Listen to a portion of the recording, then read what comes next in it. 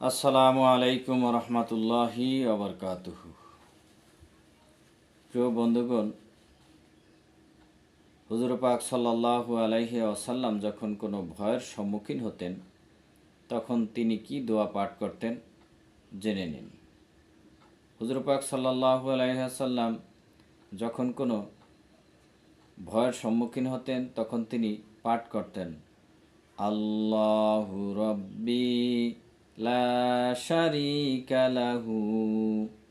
আমি আবার বলছি, আল্লাহু রব্বি লা শারীকা লাহু। এই দোয়াটি পাঠ করতেন হযরত সুবহান রাদিয়াল্লাহু তাআলা আনহু হইতে হাদিসটি বর্ণিত। আল্লাহ তাআলা আমাদেরকে কোনো ভয়ের সম্মুখীন না করুক। যদি এরকম কোনো ভয়ের সম্মুখীন আমরা হয়েই পড়ি, তাহলে হুজুর পাক সাল্লাল্লাহু আলাইহি ওয়াসাল্লাম যে আমল করেছেন আমরাও সে আমল করব ইনশাআল্লাহ।